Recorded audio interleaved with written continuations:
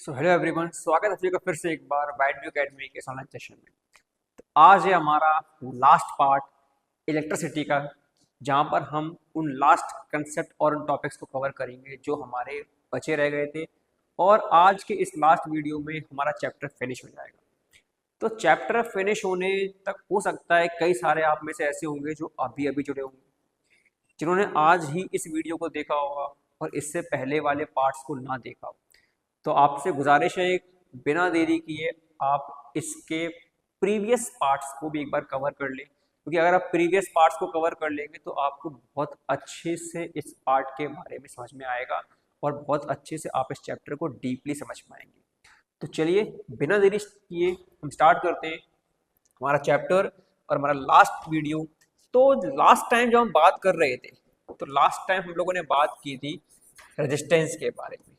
किसके बारे में की थी कि सर लास्ट टाइम हम लोगों ने रेजिस्टेंस के बारे में बात की थी, जहां पर हमने ये जाना था कि कोई भी ऑब्जेक्ट में जब करंट फ्लो हो रहा है, किसी भी कंडक्टर में पॉइंट ए से पॉइंट बी तक जब करंट फ्लो हो रहा है, तो उस करंट को फ्लो होने में जो रुकावटें आती हैं, वही रुकावटें क्या थी, हमारी रेजिस्टेंस थी, जिसकी हम लोगों ने एसआई यूनिट क्या मानी थी कि सर एसआई यूनिट हमें ओम बताया गया था।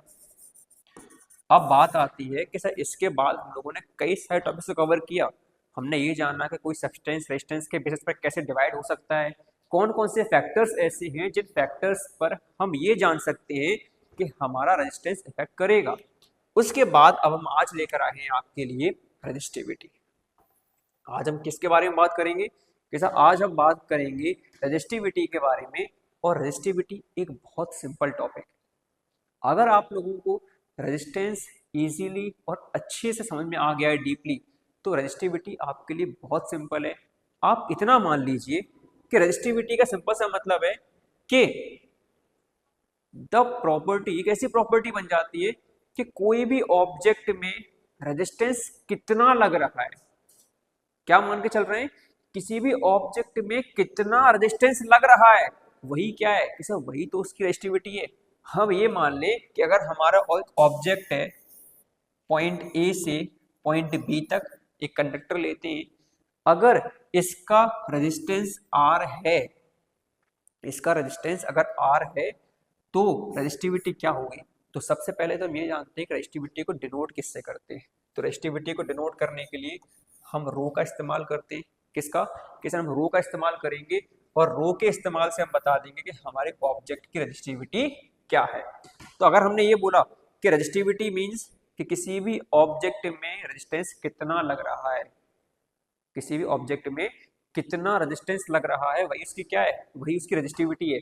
तो हमें दिया भी गया है कि resistance of a rod of that substance which is 1 metre long and 1 metre square in cross section area. कि एक ऐसे ऑब्जेक्ट का रेजिस्टेंस, एक ऐसे ऑब्जेक्ट का रेजिस्टेंस जिस ऑब्जेक्ट की लंबाई 1 मीटर और एरिया क्रॉस सेक्शन भी 1 मीटर हो। मतलब कि सर जो रो है वो सर डायरेक्टली आर पर डिपेंड करेगी, having area A and length L, having area A and length L. क्या बोला गया कि सर रेजिस्टिविटी एक ऐसी प्रॉपर्टी जिस प्रॉपर्टी में हमें ये पता चलता है कि किसी भी ऑब्जेक्ट पर कितना रेजिस्टेंस लग रहा है, वही क्या कहलाएगा, वही उसकी रेजिस्टिविटी कहलाएगी। और उसको हम रो से डिनोट करते हैं। अब हम बात करते हैं कि यूनिट ऑफ रेजिस्टिविटी क्या होगा। तो यूनिट ऑफ रेजिस्टिविटी को निकालने के लिए हमने फॉर्मूला क्या लिया कि rho is equals to R A upon L, rho is equals to R A upon L. अब चलिए बनाते हैं फॉर्मूला फटाफट से इसका। इसकी यूनिट क्या बनेगी, रो को हम बोलते हैं ओम, सॉरी रेजिस्टेंस को क्या बोलेंगे, ओम बोलेंगे। ए के लिए मतलब एरिया है तो मीटर स्क्वायर, और लेंथ भी क्या है कि सर मीटर में। 1 मीटर से 1 मीटर कट हो जाएगा तो ओम इंटू मीटर। तो यूनिट ऑफ रेजिस्टिविटी क्या बनेगी, ओम मीटर। क्या बन जाएगी कि सर ओम मीटर बन जाएगी। और it only depends on the nature of substance, कि जो रेजिस्टिविटी है वो किस पर डिपेंड करेगी, it depends only on the nature of substance, के हमारे सब्सटेंस का नेचर कैसा है उस पर टोटली हमारी रेजिस्टिविटी डिपेंड करेगी। अब बात ये आती है कि रेजिस्टिविटी को जानने के बाद किसी भी सर्किट में, किसी भी बात करें, एक कनेक्शन जो हम बनाते हैं, उन कनेक्शंस में हम रेजिस्टेंस को अगर 2 से ज़्यादा लगा रहे हैं, 3 से ज़्यादा लगा रहे हैं, तो टोटल रेजिस्टेंस ही क्या कहलाएगा, किस रेजिस्टिविटी कहलाएगा। अब बात ये आती है कि अगर हम रेजिस्टेंस को इस तरह से लगा दें पैरेलल, तो क्या होगा, अगर हम रेजिस्टेंस को सीरीज में लगा दें तो क्या होगा। तो उन्हीं टॉपिक को कवर करने के लिए अब हम बात करेंगे कि रेजिस्टेंस के जो कॉम्बिनेशन है, उन कॉम्बिनेशन को देखते हैं कि हम रेजिस्टेंस को 2 कॉम्बिनेशन में अरेंज कर सकते हैं। पहला है सीरीज कॉम्बिनेशन, दूसरा है पैरेलल कॉम्बिनेशन। तो जब हम बात करते हैं सीरीज कॉम्बिनेशन की, तो सीरीज कॉम्बिनेशन में आप देख पा रहे हो, मान लो कि ये क्या है कि सर ये एक बैटरी है, क्या है कि सर ये एक बैटरी है। इस बैटरी का एक वायर हमने ये कनेक्ट किया, दूसरा वायर ये कनेक्ट किया। अब अगर हम यहाँ पर ध्यान से देखें तो आपका एक रेजिस्टेंस ये लगा है, एक रेजिस्टेंस ये लगा है और एक रेजिस्टेंस ये। तो इस पूरे सर्किट में हम कितना देख पा रहे हैं कि हमारे पास 1, 2 और 3 रेजिस्टेंस लगे। कितने लगे कि 3 रेजिस्टेंस लगे और तीनों कैसे सीरीज में लगे हुए हैं। ये तीनों कैसे लगे, तीनों सीरीज में लगे हुए हैं। और कि सर इनका जो पोटेंशियल डिफरेंस है V, वो भी तीनों का अलग अलग है, लेकिन इनका जो करंट होगा वो करंट तीनों पर सेम होगा, क्योंकि भाई निकला तो इसी पावर सोर्स से है ना। ये निकला, रेजिस्टेंस मिला, फिर करंट वही, फिर रेजिस्टेंस, फिर करंट आई, फिर रेजिस्टेंस। तो यहाँ पर ध्यान देना कि जो करंट होता है वो हमेशा सेम रहेगा। थोड़ी सी ध्यान देने लायक बातें यहाँ पर क्या निकल के आएंगी कि अगर हम बात करें इनकी कि जो हमारा सीरीज कॉम्बिनेशन है, उस सीरीज कॉम्बिनेशन में हमारे पास आई है करंट, हमारे पास पोटेंशियल डिफरेंस है और रेजिस्टेंस है।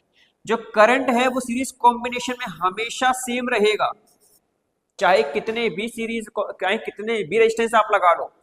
जो वोल्टेज है वो हर पॉइंट पर चेंज होता चला जाएगा, हर पॉइंट पर चेंज होता चला जाएगा। और जो रेजिस्टेंस है वो भी अलग अलग होने की वजह से चेंज हो जाएगा। लेकिन अब कंसेप्ट क्या कहता है, तो कंसेप्ट ये कहता है कि सीरीज कॉम्बिनेशन में आप जब भी रेजिस्टेंसेस को लगाएंगे, सीरीज कॉम्बिनेशन में जब भी हम रेजिस्टेंस को लगाएंगे, तो बात ये आती है कि टोटल रेजिस्टेंस कैसे पता करें। तो टोटल रेजिस्टेंस जो होगा, जिसको हम क्या बोलते हैं, इक्विवेलेंट रेजिस्टेंस। क्या बोलेंगे, इक्विवेलेंट। क्योंकि हमने ये तो जान लिया कि अगर हम देख रहे हैं सीरीज कॉम्बिनेशन में हमारा करंट सेम है, पावर सोर्स एक वजह से, लेकिन जो रेजिस्टेंस है वो 3 अलग अलग होने की वजह से तीनों की अलग अलग वैल्यूज होंगी। तो अगर तीनों की अलग अलग वैल्यूज है तो फिर पूरे कॉम्बिनेशन का, पूरी सर्किट का टोटल रेजिस्टेंस क्या होगा, टोटल रेजिस्टेंस क्या होगा। तो याद रखना हमेशा कि ये जो रेजिस्टेंस होगा यहाँ पे, कि टोटल रेजिस्टेंस, जिसको हम आर इक्विवेलेंट के नाम से जानते हैं, वो क्या होगा कि आप कुछ मत करो, जितने रेजिस्टेंस आपने लिए हैं उन सभी को ऐड कर दो। क्या कर दो, उन सभी को ऐड कर दो, वही जो होगा आपका total resistance of the circuit कहलाएगा। कैसे, कि सीरीज कॉम्बिनेशन हमने ये जाना कि टोटल रेजिस्टेंस ऑफ सर्किट है वो कैसे निकला, कि सर हमने ऐसे निकला कि हमने टोटल रेजिस्टेंस ऑफ सर्किट को निकालने के लिए जितने सर्किट हमें दिए गए थे, सॉरी जितने कॉम्बिनेशन में हमने रेजिस्टेंसेस को लगाया था, उन सभी रेजिस्टेंसेस को हमने ऐड कर दिया। हमारे पास 3 रेजिस्टेंस थे, इसकी वैल्यू R1, इसकी R2, इसकी R3 मानी। तो अगर उसकी R1 है, इसकी R2 है और इसकी R3 है, तीनों को ही जोड़ दो, जो भी आपकी वैल्यू आएगी वही आपका total resistance of the circuit कहलाएगा। अब लेकिन बात तो ये है ना कि ये चीज तो वर्बली हमने बोल दी, हमने क्या बोल दिया कि टोटल रेजिस्टेंस आपको निकालना है तो R1 को जोड़ो, R2 को जोड़ो, R3 को जोड़ो और एक आध अगर और दिए गए तो सभी को जोड़ दो, आपका टोटल रेजिस्टेंस निकल आएगा। लेकिन प्रूफ कैसे हो, जब बात प्रूफ की आ जाती है तो कैसे पता करें कि ये सही है भी या नहीं। तो अब हम बात करेंगे इस प्रूफ के ऊपर का law of combination of resistance in series combination. अब हम क्या बात करेंगे कि सीरीज कॉम्बिनेशन में जो हमारा रेजिस्टेंस है उसका क्या लॉ होता है। तो फटाफट से आ जाते हैं। हमने क्या देखा, हमारे पास क्या फॉर्मूला होता है कि V is equals to I R, जहां पर जो हमारा V है वो अलग अलग है, एक V1 है, V2 है, V3 है, लेकिन इन सबको जब जोड़ोगे, जो V1 V2 V3 आपको दिए गए थे, तो टोटल पोटेंशियल जो निकलेगा वो क्या निकलेगा, V निकलेगा। और क्या अलग दिया गया था कि सर R अलग दिया गया था, लेकिन हमें यह पता है अगर हम जितने भी हमें R दिए गए थे, R1 R2 या R3, इन तीनों को जोड़ देंगे तो टोटल जो रेजिस्टेंस निकलेगा वो निकलेगा कैपिटल R। अब चलिए प्रूव करते हैं। प्रूव कैसे करें कि सर प्रूव करने के लिए हमें क्या करना पड़ेगा कि सर हमें यही तो प्रूव करना है कि आपने जो हमें कंसेप्ट बताया कि अलग अलग रेजिस्टेंस हमें दिए गए R1 R2 R3, इन तीनों को जोड़ने पर टोटल R निकलेगा, इसको प्रूव करना है। तो इसको हम थोड़ा सा अलग कर लें। अभी इसको यहां से अलग कर देते, एक मिनट रुकना बेटा, जस्ट अ मिनट।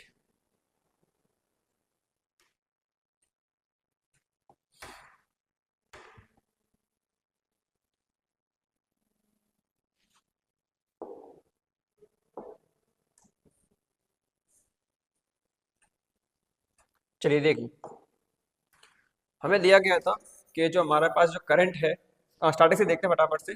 फॉर्मूला क्या था कि सर फॉर्मूला था V is equals to I are.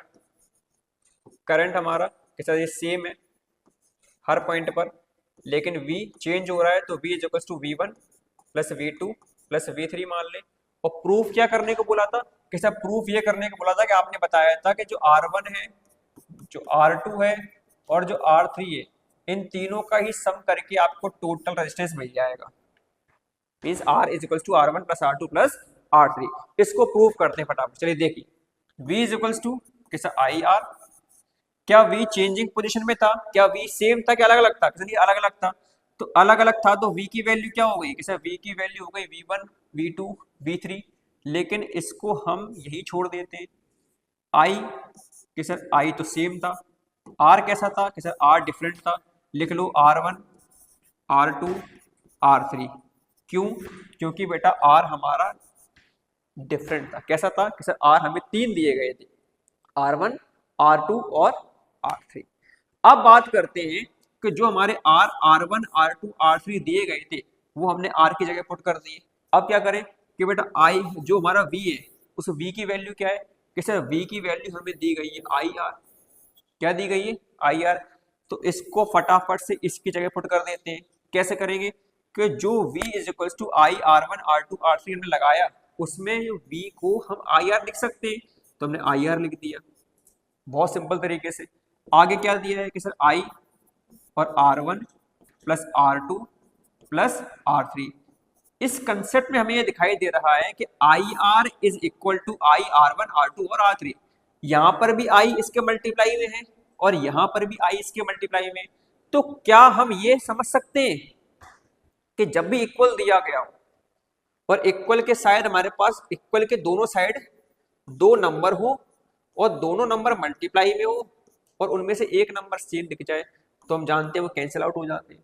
कैसे हो जाएंगे कि सर वो कैंसिल आउट हो जाएंगे। तो अगर वो कैंसिल आउट हो जाएंगे तो यहां से आई कैंसिल, आई से आई कैंसिल। अब क्या बचा कि सर जैसे ही आई से आई कैंसिल हुआ तो एक तो हमारे पास यहाँ R बच गया, इस साइड हमारे पास बच गया R1 प्लस R2 और प्लस R3। इस R को हम R इक्विवेलेंट मान लेते हैं। तो यहां से हमारा वो इक्वेशन प्रूफ हो गई, जो इक्वेशन हम लोगों ने अभी बात की थी कि अगर हमारे पास सीरीज कॉम्बिनेशन में तीन रेजिस्टेंसेस हैं तो उस पूरे सर्किट का टोटल रेजिस्टेंस क्या होगा। तो उस पूरे सर्किट का टोटल रेजिस्टेंस क्या होगा कि आपको उन तीनों सीरीज कॉम्बिनेशन में लगाए हुए रेजिस्टेंसेस को ऐड करना है कि R equivalent will be equal to R1 plus R2 plus R3।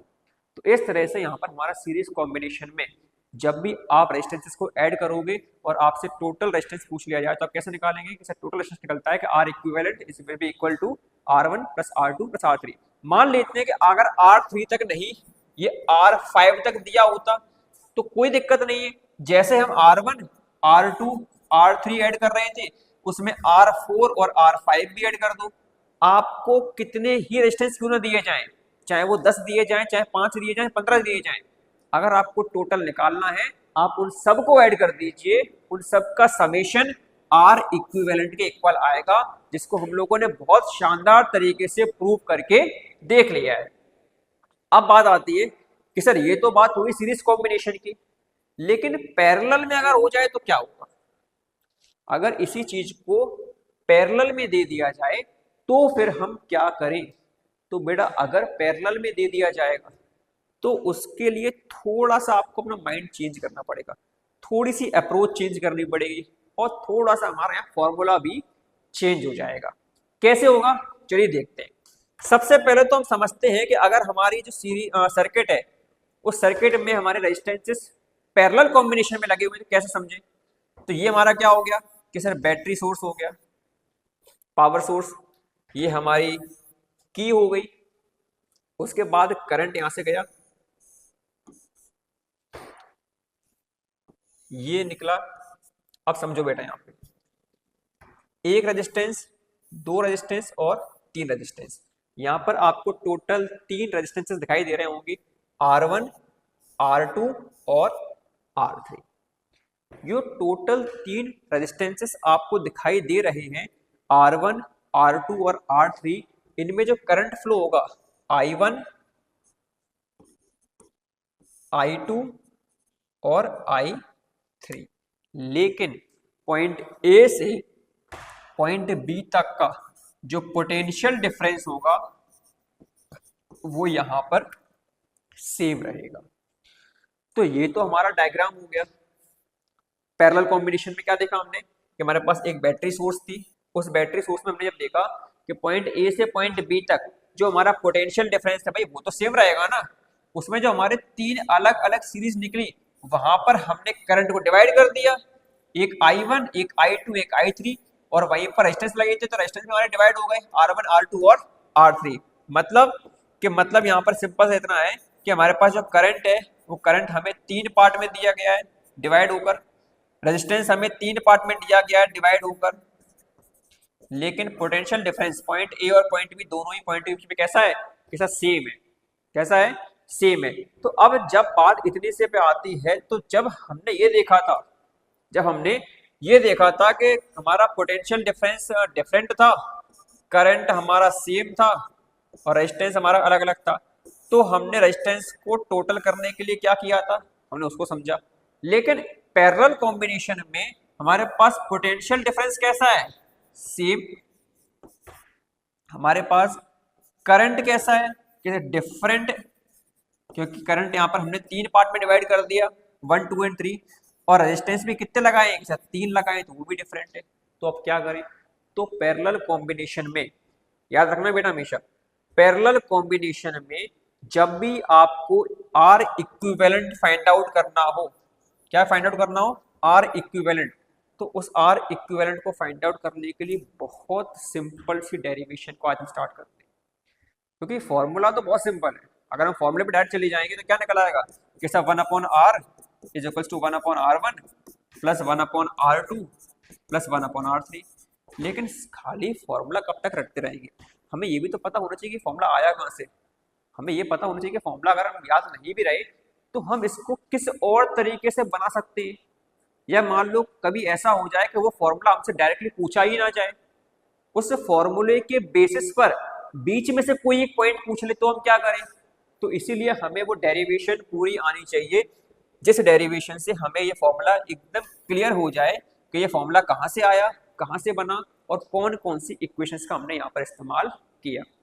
तो वही अगर हम बात करें अपने पुराने टॉपिक के बारे में, क्या था कि sir V is equals to I R, क्या था कि sir V is equals to I R, और इसी से हमने क्या बनाया था? सीरीज कॉम्बिनेशन फॉर्मूला बनाया था। तो चलिए फटाफट स्टार्ट करते हैं अपनी खिचड़ी को बनाना कि V is equals to I R हमें दिया गया है, हमें R इक्विवेलेंट निकालना है पैरेलल के लिए। तो फटाफट से हम क्या करेंगे? यहाँ पे हम I को इधर ले लेंगे, V/R। अब क्या कि सर I हमें दिया गया है I1 plus I2 plus I3, और R हमें दिया गया है R1 plus R2 plus R3। इसके बाद हम बात करें फॉर्मूले में पुट करने की, तो ये रही आई की वैल्यू और ये रही आर की वैल्यू, और वी हमें सेम दिया गया है, उसमें कोई चेंज होना नहीं है, तो बस पुट कर देते हैं। इस आई की जगह पुट कर दो I1 plus I2 plus I3, उसके बाद V अपॉन R की जगह क्या पुट कर देंगे, R1 plus R2 plus R3। अब क्या होगा कि सर अब अगर हम ध्यान से देखें तो I1 I2 I3 के इक्वल में क्या दिया है, I दिया है, I पुट कर दिया, लेकिन ये I किसके इक्वल है, ये I VR के इक्वल है, तो इसको VR के इक्वल दिखा दो, और इक्वल में क्या था, V upon R1 plus R2 plus R3। यहां तक क्लियर। अब आप देख पा रहे हो ध्यान से, अगर तो हमारे पास क्या इक्वेशन बन गई, जैसे हमारे पास इक्वेशन बनी V upon R is equals to V upon R1 plus R2 plus R3। यहां तक क्लियर बेटा, कि हमारे पास जो करंट की वैल्यूज दी गई थी हमने उनको ऐड किया, इक्वल में V अपॉन हमने पास जो R की वैल्यूज थी हमने उनको ऐड किया। अब अगर हम ध्यान देते क्या देते कि सर ये जो हमारे पास वैल्यूज दी गई थी उसको अगर हम I मान ले टोटल, तो I मान लिया, लेकिन I किसके इक्वल था कि सर V अपॉन R के इक्वल, तो इसकी जगह डायरेक्टली हमने क्या पुट कर दिया, V अपॉन R, और V अपॉन R जैसे हमने पुट किया तो राइट हैंड साइड में क्या था, राइट हैंड साइड में था RHS में V अपॉन R1 R2 और R3। इसको उठा के अलग कर लेते हैं। अब कि सर बहुत सिंपल, कुछ तो अब है ही नहीं, इक्वल के दोनों साइड हमारे पास दो इक्वेशन दी गई है, एक V अपॉन R, दूसरा V अपॉन R1 R2 और R3। अगर हम ध्यान दें तो यहाँ भी V सेम है और यहाँ भी V सेम है, तो वो कैंसिल आउट हो जाएंगे, और जैसे ही कैंसिल आउट होंगे तो हमारे पास एक फॉर्मूला आ जाएगा 1 upon R is equals to 1 upon R1 plus R2 plus R3। तो ये है हमारा पैरेलल कॉम्बिनेशन में रेजिस्टेंसेस को फाइंड आउट करने का फॉर्मूला। तो the R equivalent will be equal to 1 upon R1 plus 1 upon R2 plus 1 upon R3। इस तरह से हम यहाँ पर सीरीज और पैरेलल दोनों ही कॉम्बिनेशन में जब हम बात करें तो हम लोगों ने R इक्विवेलेंट को निकालना सीख लिया है। सीरीज की अगर हम बात करें तो सीरीज में R इक्विवेलेंट क्या होता है कि R is equals to R1 R2 और R3। अगर हम पैरेलल की बात करें तो पैरेलल में हम लोगों ने अभी अभी सीखा कि R इक्विवेलेंट निकालने के लिए हम 1 upon R is equals to 1 upon R1 plus R2 plus R3 का इस्तेमाल करेंगे। कोई डाउट? बहुत बढ़िया, बहुत शानदार तरीकों से हम लोगों ने कॉम्बिनेशंस के बारे में जाना, हमने उनके डेरिवेशंस के बारे में जाना और उसके छोटे छोटे से फॉर्मूले को बहुत इजीली निकाल लिया। अब हम बहुत शानदार तरीके से अपनी क्लास को एंड करने वाले, उससे पहले लास्ट दो टॉपिक, और उनमें से एक बचता है, ये भी इंपॉर्टेंट टॉपिक है कि heating effect of electric current. Electric current का हीटिंग इफेक्ट, हम देखते हैं कि करंट से क्या होता है, कभी कभी हमारे अप्लायंसेस, हमारे डिवाइसेस जो घरों में हम इस्तेमाल करते हैं वो हीट करने लगते हैं। तो घरों में इस्तेमाल किए जाने वाले डिवाइसेस, जैसे कि हमने मान लो मिक्सी को चलाया, तो काफी टाइम बाद देखते हैं कि मिक्सी गर्म हो गई। हमने अगर किसी वायर में करंट फ्लो करवाया तो हम देखते हैं कि कुछ देर बाद उस वायर के ऊपर जब हम टच करेंगे तो वो गर्म सा लगता है, हमें फैन गर्म लगते हैं। इट मीन्स हम ये मान लें कि करंट अगर फ्लो हो रहा है तो करंट के फ्लो होने से हीटिंग इफेक्ट बन रहा है, मतलब करंट के फ्लो होने से हमारे डिवाइसेस, हमारे ऑब्जेक्ट्स, या हम कहें हमारा कंडक्टर गर्म हो रहा है। तो करंट के फ्लो होने से हमारा कंडक्टर या हमारा डिवाइस गर्म क्यों होता है, उसके पीछे का रीजन क्या है? तो उसके पीछे का सिंपल सा रीजन बेटा इतना सा है कि जब भी करंट फ्लो करता है तो करंट के फ्लो करने में हम जानते हैं मेन प्रॉपर्टी क्या है, कि सर मेन प्रॉपर्टी है फ्री इलेक्ट्रॉन्स। तो वो जब फ्री इलेक्ट्रॉन्स मूव करते हैं तो वो फ्री इलेक्ट्रॉन्स मूव करते टाइम कंडक्टर के एटम्स से टकराते हैं। किसे टकराएंगे? कि सर वो इलेक्ट्रॉन्स कंडक्टर के एटम से टकराएंगे, और टकराने के बाद वो जो एनर्जी होती है, जो एनर्जी किसमें थी, मूविंग इलेक्ट्रॉन्स में, वो किसमें ट्रांसफर हो गई, कि सर वो एटम से टकराने के बाद हीट एनर्जी में चेंज होना स्टार्ट हो गई। तो हम ये मान लें कि जब जब इलेक्ट्रॉन्स जो थे, जो फ्री इलेक्ट्रॉन्स थे, वो फ्री इलेक्ट्रॉन्स जैसे ही मूवमेंट में आए, मूवमेंट में आने के बाद वो कंडक्टर में पाए जाने वाले एटम से टकराए, तो उनके टकराने से एटम में एक वाइब्रेशन होता है। क्या होगा? किसी तरह एक वाइब्रेशन होता है, और उस वाइब्रेशन से जनरेट होती हमारी हीट एनर्जी।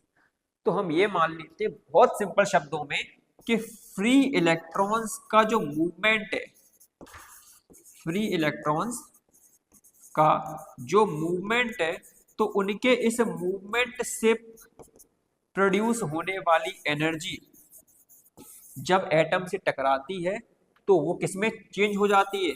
कि सर वो चेंज हो जाती है हीट एनर्जी में। इसीलिए कुछ टाइम के इस्तेमाल के बाद आप देखते हो, या कुछ टाइम कंटिन्यूस इस्तेमाल के बाद आप देखते हो, आपके डिवाइस, आपके अप्लायंसेस हीट होना चालू हो जाते हैं, और यही हमारा कहलाता है heating effect of electric current. क्या कहलाएगा? कि सर यही हमारा कहलाएगा heating effect of electric current. और अब बात ये आती है, क्या ये भी रेजिस्टेंस की तरह अलग अलग कंडीशंस पर डिपेंड करेगा? तो बिल्कुल, जो हीटिंग इफेक्ट होता है वो करंट पर मेनली डिपेंड करता है, क्योंकि जितना ज्यादा करंट होगा उतना ज्यादा चार्ज, जितना ज्यादा चार्ज उतने ज्यादा इलेक्ट्रॉन्स, और जितने ज्यादा इलेक्ट्रॉन्स टकराएंगे उतनी ज्यादा हीट एनर्जी बनती जाएगी। तो heat is directly proportional to the square of current.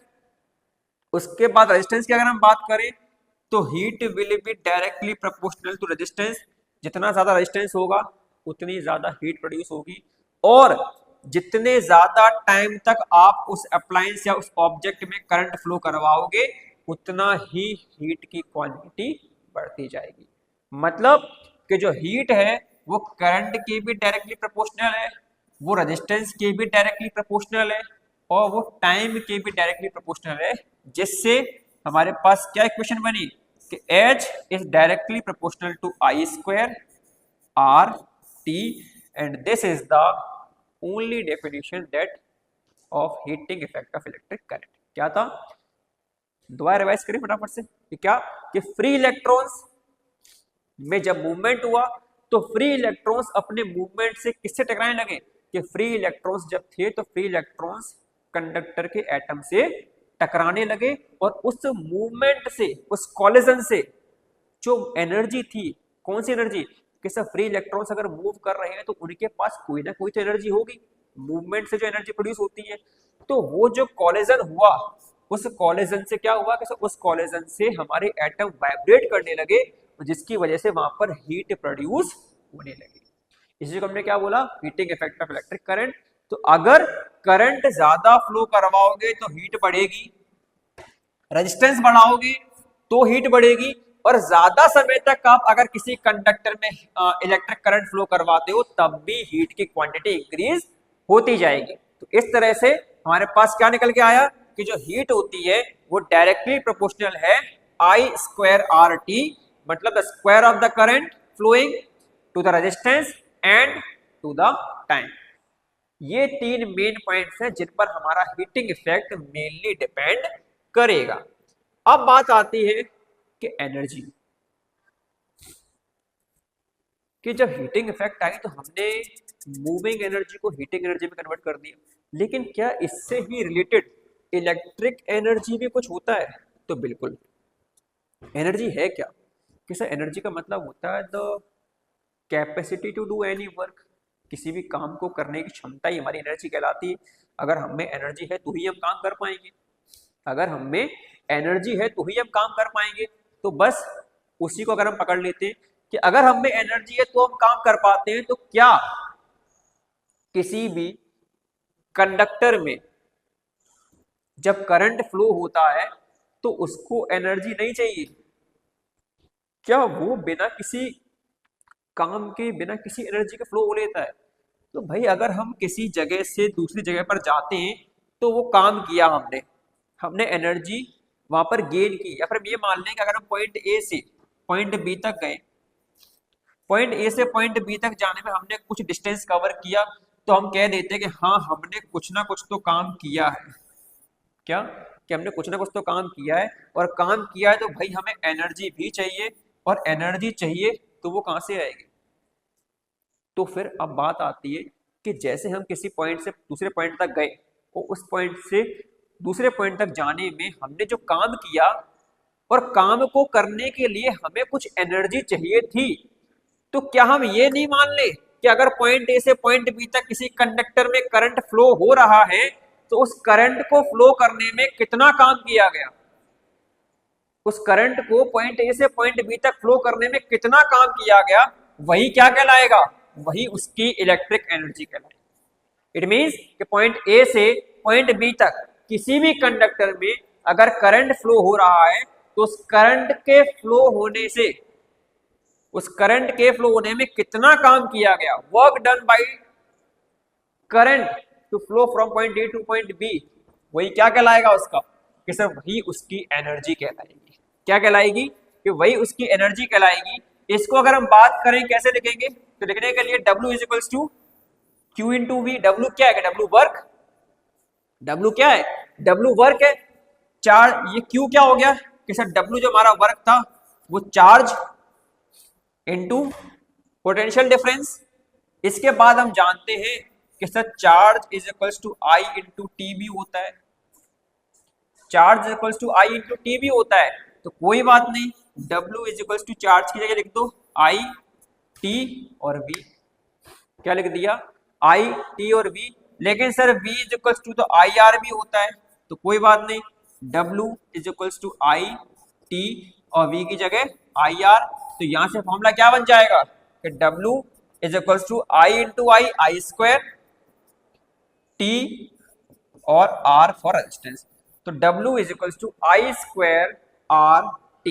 क्या बना, कि इलेक्ट्रिक एनर्जी मींस कि किसी भी इलेक्ट्रिक करंट को पॉइंट ए से पॉइंट बी तक ले जाने में किया गया काम ही क्या कहलाएगा, इलेक्ट्रिक एनर्जी कहलाएगा, जिसका फॉर्मूला क्या बनता है, W is equals to I square R T। क्या बनेगा, I square R T will be the formula of electric energy.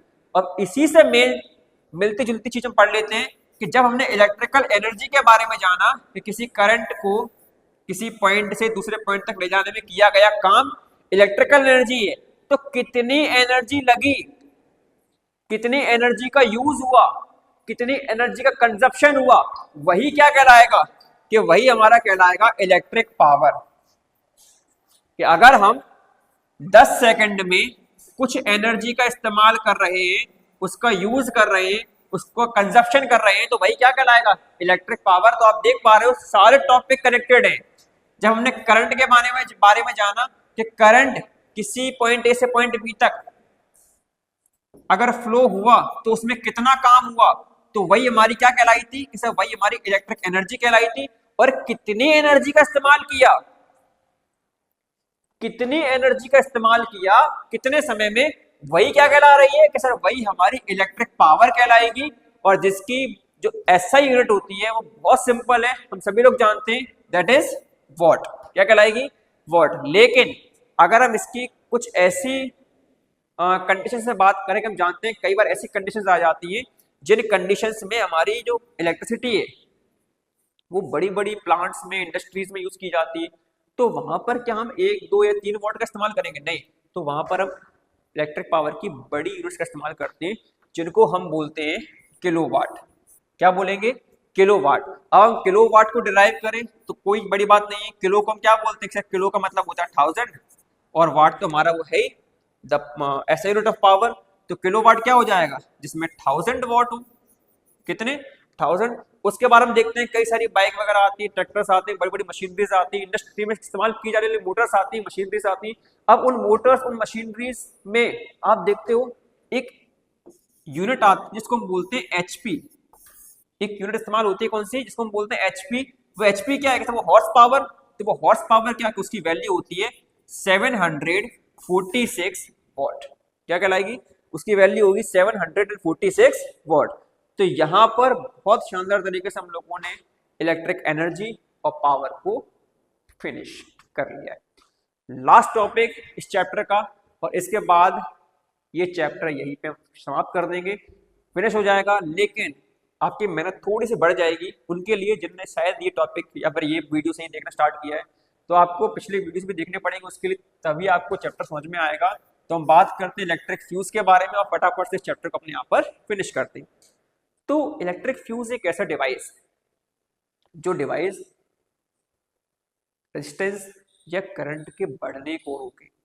हम ये मान लेते हैं कि ये एक ऐसा डिवाइस है कि जब हमारे घरों में अचानक से वोल्टेज बहुत हाई हो जाए, अचानक से करंट की सप्लाई एकदम बढ़ जाए, तो हम जानते हैं कि हमारे डिवाइसेस, हमारे अप्लाइंसेस इतने कैपेबल नहीं है कि वो एक बहुत हाई वोल्टेज को संभाल सके, एक हाई करंट को संभाल सके। तो क्या होगा, हम जानते हैं कि हमारा कोई अगर मान लो बल्ब है 10 वॉट का है, अगर आप उसको 2000 3000 वॉट या 500-600 वॉट की एनर्जी सप्लाई करो, खराब हो जाएगा। तो क्या करें, तो ऐसी कंडीशन में जो इलेक्ट्रिक फ्यूज होते हैं वो एक ऐसे डिवाइस के तौर पे काम करते हैं कि हमने मान लो इलेक्ट्रिक फ्यूज लगाया इस पूरे वायर में यहाँ पे, और इसको हमने एक फिक्स वैल्यू दे दी कि भाई तुम इतना करंट यहाँ से फ्लो होने दो, कोई दिक्कत नहीं है। इस वैल्यू से ज्यादा करंट अगर फ्लो होता है तो तुम इसको रोक देना, तुम सर्किट को ब्रेक कर देना। तो कैसे, तो ये क्या करता है कि अगर हम जानते हैं कि हमने इससे ये बोल दिया कि एक particular amount of current flow होने तो उससे ज्यादा अगर हो जाए, उससे ज्यादा हो जाए, सर्किट को ब्रेक कर देना, तोड़ देना सर्किट को। तो इसने क्या किया, इसने भी वही किया कि एक particular amount of current flow हो रहा था तो कोई दिक्कत नहीं थी, लेकिन जैसे ही करंट की वैल्यू बढ़ी, ये क्या हो गया, पिघल गया। ये क्या हो गया कि सर ये पिघल गया। क्यों, क्योंकि इसका मेल्टिंग पॉइंट कैसा होता है, लो होता है। इसका मेल्टिंग पॉइंट लो होता है, लेकिन इसकी रजिस्टिविटी बहुत हाई होती है। इसकी रजिस्टिविटी हाई होती है, इसका मेल्टिंग पॉइंट लो होता है, तो ज़्यादा करंट की वैल्यू अगर पास होती है यहाँ से तो ये इजीली मेल्ट हो जाएंगे और हमारे घर में यूज होने वाले अप्लाइंसेस और डिवाइसेस को खराब होने से रोक लेता है। आप देखते होंगे आज के टाइम पे तो शायद है नहीं, पहले बनते थे, एक बोर्ड होते थे लकड़ी के, उसमें ऊपर एक फ्यूज लगा रहता था, इस पे लिखा होता था FUSC करके, और यहाँ पर स्विच लगे होते थे अपने। तो ये वही फ्यूज है जो फ्यूज क्या कर रहा था कि अगर एक particular amount of current flow हो रहा है तो कोई दिक्कत नहीं है, लेकिन अगर उसकी कैपेसिटी से ऊपर बात निकली तो कहते हैं ना, जब बात हमारे सिर से ऊपर निकल जाए तो फिर तो गुस्सा आना तय है, फिर वहां कुछ नहीं दिखता। तो वही चीज यहाँ पे ये फ्यूज क्या कर रहा है कि ये फ्यूज एक ऐसे डिवाइस की तरह काम कर रहा है कि अगर हमारे फिक्स्ड वैल्यू जो हमें चाहिए उससे ऊपर अगर हमारा करंट फ्लो होता है, एक हाई वोल्टेज पे हम मान लें, एक हाई एम्पियर में करंट अगर बहुत ज्यादा फ्लो हो रहा है जो हमारे घर के डिवाइसेस और अप्लायंसेस को खराब कर सकता है, उनको कहते हैं ना एकदम से शॉक सर्किट हो जाए, वो कर सकता है। तो उसके लिए क्या करें, तो उसके लिए ये डिवाइस आपका काम आएगा। ये डिवाइस क्या करेगा कि अगर ये डिवाइस एक पर्टिकुलर अमाउंट ऑफ करंट के लिए बना हुआ है तो उससे ज्यादा होने पर ये मेल्ट हो जाएगा और मेल्ट होकर सर्किट को ब्रेक कर देगा, जिससे कि आगे करंट फ्लो ना हो और आपके सारे डिवाइसेस बच जाएं, सारे अप्लायंसेस बच जाएं, उनमें कोई भी दिक्कतें ना आए।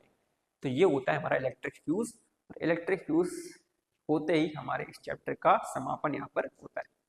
तो जुड़े रहिए हमारे साथ, देखते रहिए, और आशा करते हैं कि ये चैप्टर आपको बहुत अच्छा लगा हो। इस चैप्टर से जुड़ी सारी वीडियोस पूरी प्लेलिस्ट में पड़ी हुई है, अगर आप लोगों ने नहीं देखा है तो फटाफट से जाकर उन वीडियोस को भी देख लेना।